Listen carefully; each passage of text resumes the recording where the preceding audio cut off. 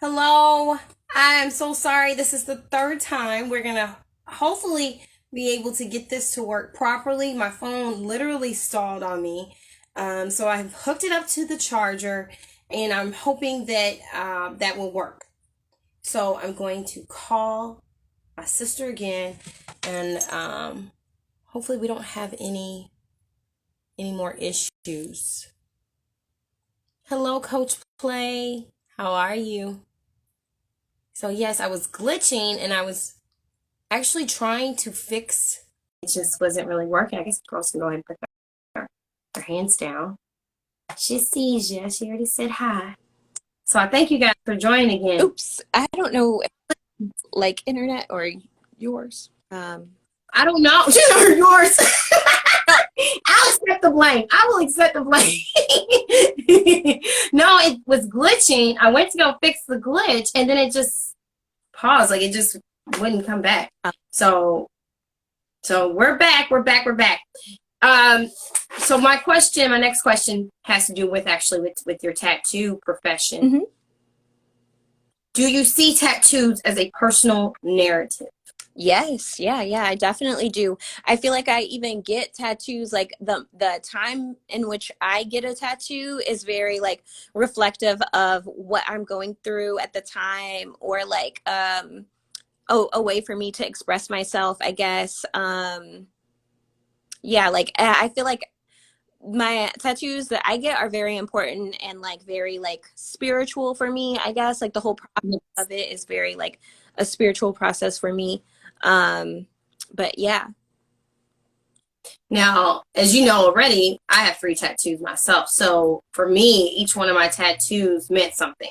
Like I remember being a kid and I used to ask people about their tattoos because you don't want to, I mean, some people may just get anything randomly, but for me, I wanted to get something that I could be 80 years old and be confident with, and then not regret. So I do believe that what you get is very important, and I do believe that it does reflect where you're at in life. Yeah, What's going on.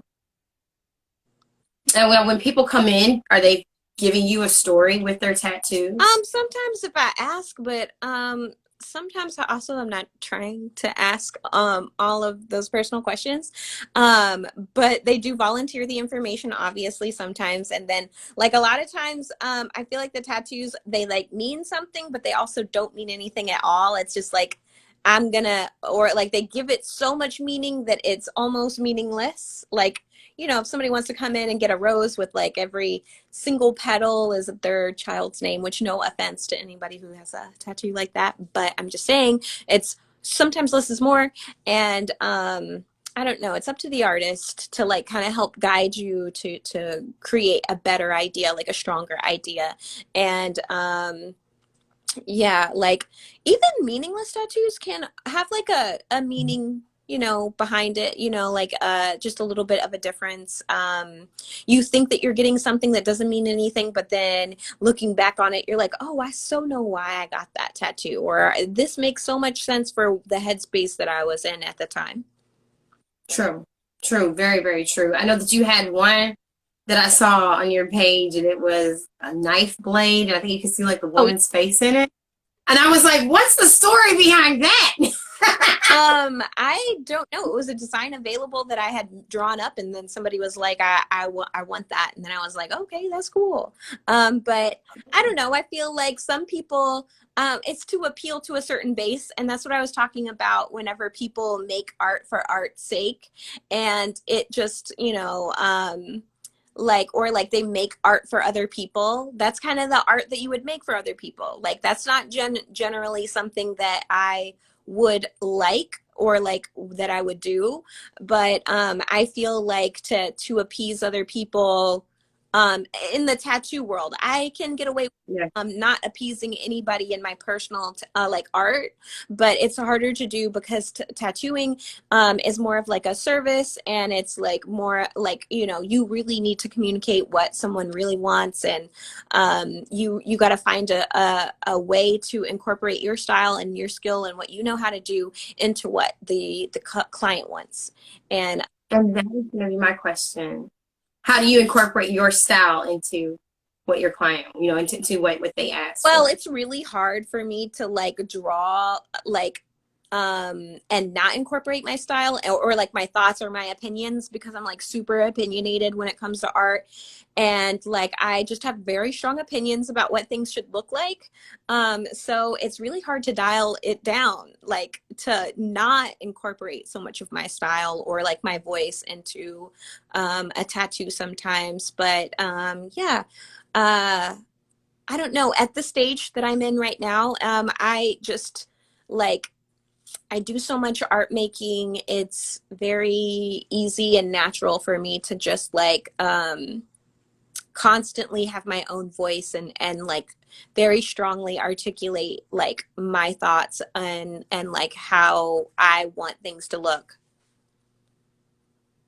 I don't think that's a problem. I think too, each artist has their own signature look. Because when I look at your at the shop, what is it, Nerds Inc. Hmm. So when I look at that particular page and I see all the different artisans, each one of you guys have your own personal style that Yeah. you do. Yeah. And I know for myself, I've got 2 tattoos on my back, and I got it done by the same person. And I went to him because I liked his style. I liked how he did the work. And I remember when he did my angel in the back, he had the fingers kind of like this. And I was not doing any kind of like contemporary liturgical dance or anything of that nature. And he, I asked him why he did it. He said because he saw her as a dancer. And it was interesting because then when you fast forward in time, that's what I was doing. I was teaching dance and then I was dancing myself. So it was like he actually kind of like called for something that I didn't even see as a possibility. But he saw that. So I think sometimes you having your own opinion and seeing it, from a different perspective as an artist can actually help bring out something in the person that they didn't even know was there. Definitely, and especially because if you're finding a tattoo artist that you like, or if you're like trying to find an artist, it's best to find one that you're gonna enjoy because like the whole energetic process of somebody like designing this tattoo for you and the whole energetic process of them tattooing you, I feel like I try to always keep a positive state of mind whenever I'm tattooing someone or whenever I'm coming up with a design, just because I feel like it's very important to have like the best kind of like it's just very important to have put the best for like forward I don't know. The energy that you put forth, because like Yeah. I know whenever I read your stories, and in your Instagram stories, and I've saved some of those posts because you'll talk about energy and the energy that you exude and then what you give to other people. And I'm all about energy, as much as I talk about prayer in my own personal life. And it's to each his own. Some people pray, some people don't. But the thing is that you can pray and still have like negative energy. Yeah. I mean, like I'm pretty sure like we both have witnessed people pray for other people or pray for people in a situation, Mm-hmm. and it doesn't come from a positive goodwill, energy flow. It's coming from like this negative energy flow, and they can say all kinds of great words, but the energy that's there is negative. About it, yeah, are just different from what they're actually saying or whatever. Yeah. That's why I think it's very important because like the whole process of somebody tattooing someone or like I'm like traumatizing your skin, putting a needle and ink through it, and like I am like technically carving a symbol into your skin. I just think it's very important to keep a positive state of mind and like make sure that I am not like giving anyone any negative energy that is my own or whatever, and kind of also protecting myself from their energy because you're in such close quarters with people and their mood can affect you or your mood can affect them. So it's just always best to kind of keep it light and just do what I try to do what I can to like positively influence or talk to my client, positively. I totally dig. I know some people are probably like, how does this fit into storyline? It fits in a storyline. It fits into what we do because we're talking about being able to have healing with what we do. If you've read any of my posts, I always have like hashtag play therapy. and also therapy. And that's my background, and that's what's really important to me. You know, you really can't be whole. You can't really present yourself whole if you don't examine where you're at and you don't try to pick up tools so that you can manage life better. And I feel like when it comes to our dolls, when it comes to your artwork, when it comes to you tattooing, all these things are tools to make you a whole person, you know? When it comes to tattoos, how would you say that that is part of healing? I think that, you know, a lot they're at their lowest, and they need something to kind of communicate a new journey in their own lives, and so you get to be the facilitator of that. And a lot of times someone will get like a memory or like a something involving a loved one or something, and you have the privilege of being able to you know, memorialize them forever on a person's body, Yeah. and that's like really great. um, did that answer the question? I can't remember the question now. It does. It does. It does. How are tattoos healing? So yes, it does. And then we talk about healing, and we talk about story and art. And art, of course, is subjective. There's always some type of meaning behind it, regardless if it's on someone's skin or if it's on a canvas or if it's through our dolls in photography. What would you say is the meaning behind your art, or does each piece have a different I meaning? would definitely say each piece has a different meaning, and it probably resonates with people differently because different people could get different things from an artwork. I like guide people with a title, but honestly, even that is kind of open to interpretation, because the way someone might view transformation might be a little bit different, or like in a divine alignment. I know one of the most recent pieces that I did on Instagram was someone with all of their chakras like lit up, and then kind of like this wispy energy looking very activated. And I think that I would hope that when somebody looked at that, they could see themselves in it. And I would hope that it would inspire thought in them to like seek healing or seek the feeling, that feeling of like having everything in alignment. And I would hope that it would just inspire more self-discovery, more shadow work, more like doing deep diving in their own brain, deep diving in their subconscious mind, and figuring things out for themselves, because there's a lot to be figured out in every one of us.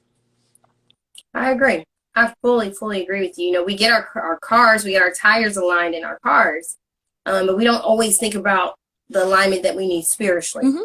And I think even when it comes to art, sometimes we're doing our art, whatever form that it's in, and we don't really think about how that is relating to us spiritually and how it helps us to be aligned with the person that we need to be in our now, as well as for the future.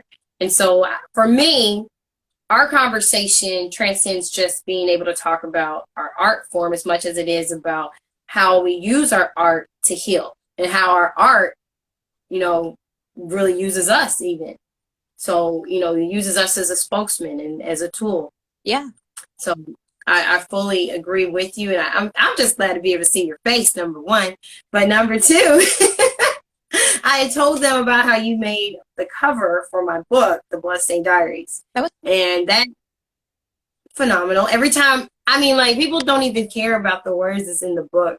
They're just like, oh, look at this art. So yeah, they love the art. yeah. They love the art. So yeah, to this day, that particular cover still like resonates so much with people. So I'm very thankful. Yeah. We went through a lot of work. Like I remember you told me, you were like, send me the picture of what you think that she looks like, what you see in your mind. And I sent you some locks, some red locks. And you know, you just took it from there. Yeah. And then we sat down together, and you had already drawn out some things digitally in order to see where I was at with it.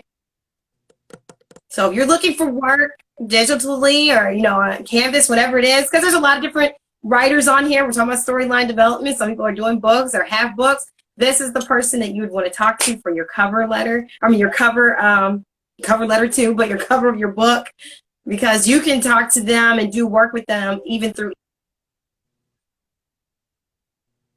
if they were to email you, if they live out of state. I didn't hear it because it broke up for a minute. What did you say? Oh, no problem. No, I'm just saying that if they needed to, if they live out of state, they could still contact you to do Oh, work. sure, but my workload is a little heavy right now, so it might take a minute to get back with anyone. And it really depends on what the storyline is and stuff, and if it like resonates with my, you know, vibe or whatever. I'm not just doing anybody's story, but Totally understand. mhm. Totally understand. Totally understand. Because I love, like, it's going all the way back to self care.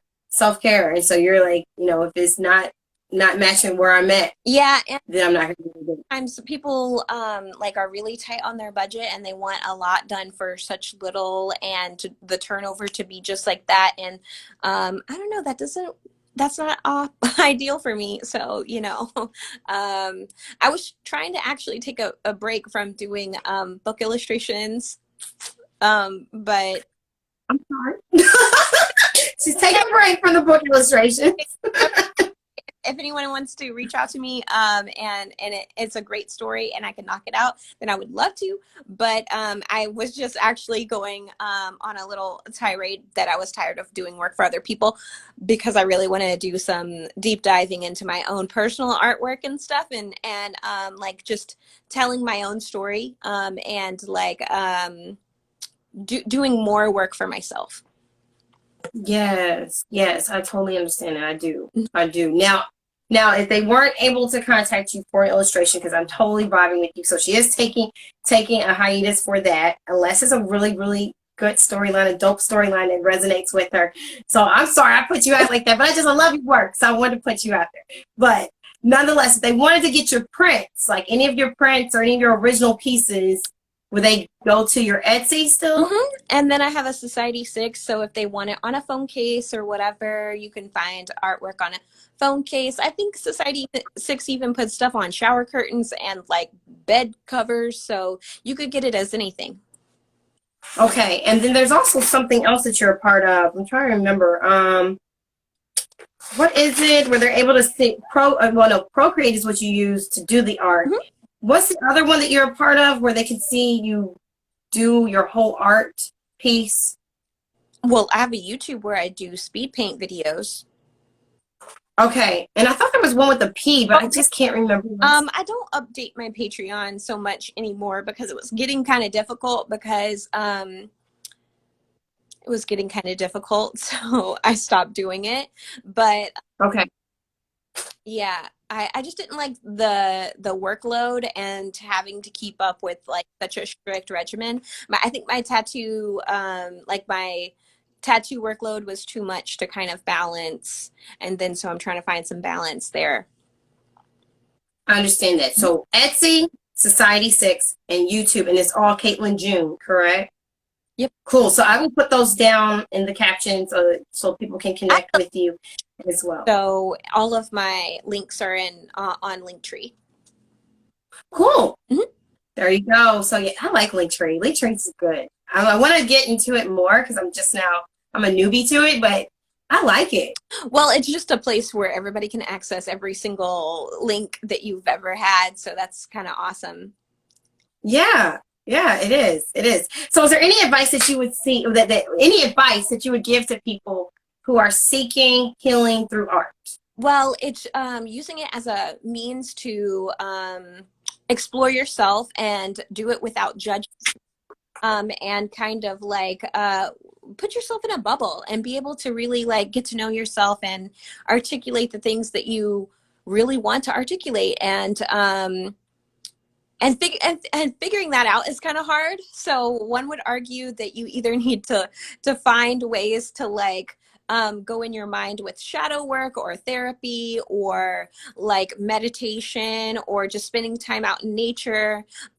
These are times where you really have the ability to kind of cut out all of the noise and then like hear yourself a little bit more and like I don't know, explore yourself more, and you'll see things in this time. being out in nature and meditating, it definitely brings like different ideas and different visions to you. So, you know, it can catapult your healing and your artwork at the same time. So they're like one and the same. Now, can you describe what shadow work is? This is actually my first time hearing it. Oh, shadow work is just when you acknowledge all of the darker parts of yourself and you figure out why you're doing things the way that you are doing them. You deep dive in your own traumas and triggers. So if you realize that you're being very triggered by X or whatever it is, whatever the thing is, you would maybe journal and explore why do I relate that with such a intense reaction? Why do I? And then basically it's just a big why do I? So you figure out like different reasons for why you're doing what you're doing, and it's usually the more problematic side of yourself, like the things that need to be challenged about yourself. And trying to figure out what needs to be challenged about yourself is actually kind of hard too. So it's just like being mindful of your triggers, and then like being able to realize when you are being triggered. Man, I like that. I like that a whole lot. I'm writing this down. I love writing things down I can so I can have it for later on. I Hmm? can send you some prompts. Please, Mhm. please, please, please. Because, I'm always in a constant state of self-examination and being able to, honestly, really, nobody ever no one should ever get to a place where you just stop studying yourself. Yeah, I agree. You should always, be constantly learning from others, like I'm learning from you right now, and just be always willing to learn more about yourself, study yourself, learn more about yourself, because no one's perfect. So, and we've experienced a lot. If you're living, you've experienced some type of trauma or something that's gone on in your life that was hard to explain, and you may not have had the emotions or the words to really articulate it. Mm-hmm. So it was like when I get to this other stage of my life, and I'm just like you said, I'm dealing with, why do I do this? But if you don't go any further than the why, if you're not doing the journaling, you're not doing the work, like you said earlier, then you're not going to be able to really give an explanation for who you are. And then you'll be triggered and you won't really know, because it'll just be happening on this like subconscious level, and you won't be aware of it. I like that you said it. Now, if we talk about storyline and being able to build your characters, or being able to build your art and create different portraits or landscapes or whatever it is that you do with your art, the more self-awareness that you have, you'll be able to kind of like separate those voices and then be able to create even deeper characters if you're doing like storylines or anything of that nature.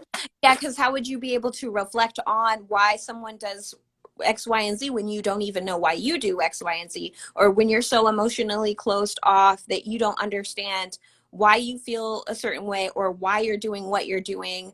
It becomes very chaotic, and I feel like it really speaks to your own inability. So um, it's very important to be able to analyze yourself so that you can analyze others and be able to create authentic stories and stuff.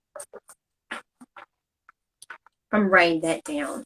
It is very important. It is. It's so important to analyze yourself so that you can analyze your others. And I think a lot of times, we as humans, I'm not saying on this platform, but we as humans are really, really quick to analyze others. Like we can get that microscope out and that magnifying glass, and we can kind of like tear someone apart, just like dissect them. Yeah. But then when it comes to self, it's not as easy.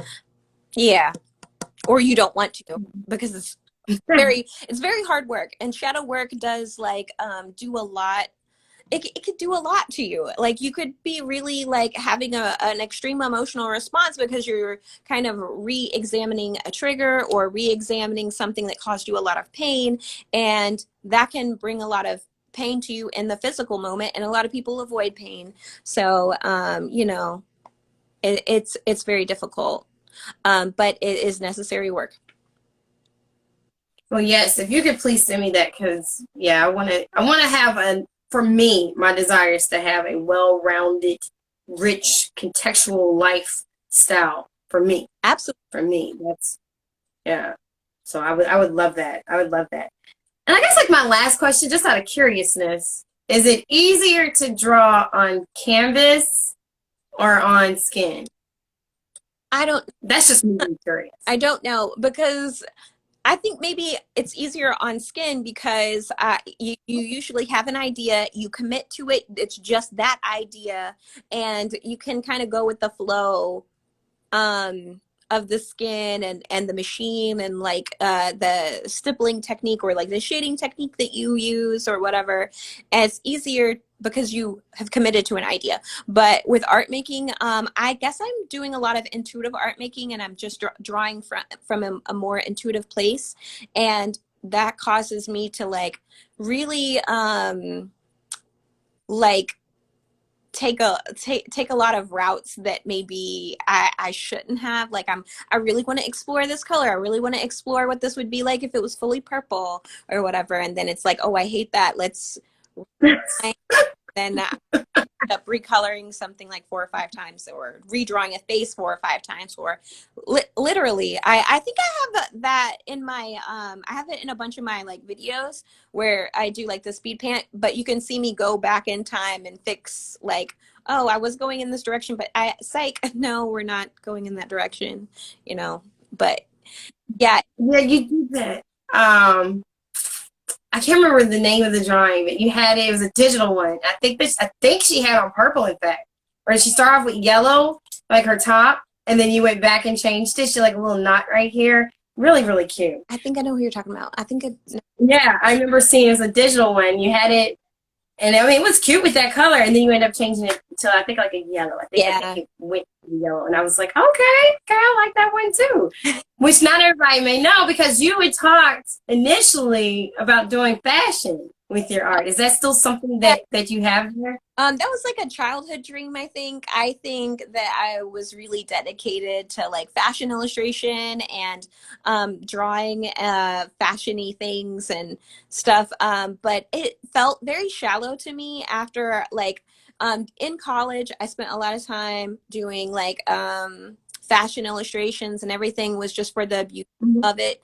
And it felt very shallow to me, and there wasn't a lot of emotions tied to it, so I wasn't having a good reaction to the art that I was making because it wasn't appealing to the emotional side of me enough. So I remember kind of abandoning that idea. I just I don't see myself revisiting it, but I do see myself exploring small avenues through my artwork, like where someone will be wearing something that's like really weird or different in general. I like that. So for anyone who's listening, and I even take it on for myself, and I believe we've talked about it before, but let's reiterate it again. If you are doing one path, like let's say you are doing storytelling, you're just like, this isn't really working for me. You don't have to stay with it. You know, if you want to do something else that that resonates more with you, that you vibe with, that you're connected to, then do it. So I'm glad that you brought that up because I think sometimes change is not easy. And if you've already kind of told yourself this is the direction I'm going to go in, then you feel like you have to. But I love the fact of me, you're saying, hey, this didn't really work for me. It was a childhood dream. I got a chance to fulfill it. But I want to go deeper. I want something that really does connect to me. Yeah, I think that I just figured out that making artwork from a more emotional standpoint and like using it in regards to healing and healing other people or inspiring the healing in other people, I like those themes way more than I do like something that's beautiful, like and fashion related. It just wasn't resonating with me quite as much. And a lot of the fashion illustrations were definitely like revolved around white, you know, like the whole idea, like a lot of the ideas and a lot, I remember studying fashion illustration and following lots of artists that I liked, and they only drew white people, and I don't know, it didn't resonate with me in, a big way. So I just changed directions.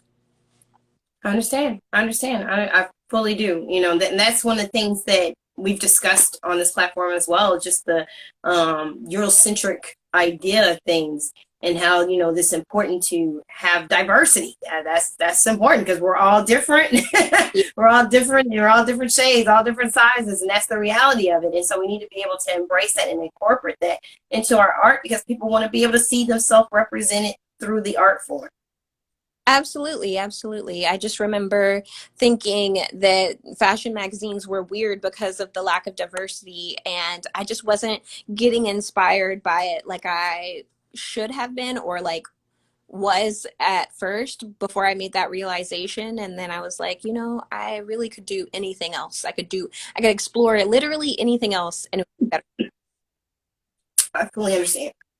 I do. I fully understand. I'm sorry. But I do. I fully understand. It's really important that our art, no matter what it is, it doesn't separate. It needs to be something that includes people and makes them feel related to your piece, especially when you're talking about healing. Because there's, you have people from all different walks of life, and they want to feel connected to it. Yeah. And so I agree with what you're saying and how you're saying it. And I do hope that this is helping somebody out there who has their art in the doll community, or even outside of the doll community, and you're just like, how can I have my art be a part of my process of healing? And I didn't know this was what we're going to talk about, but that's really what your page is. Your page is about art that heals, and using your art to be able to be whole. Yeah, definitely. And that's something that I admire.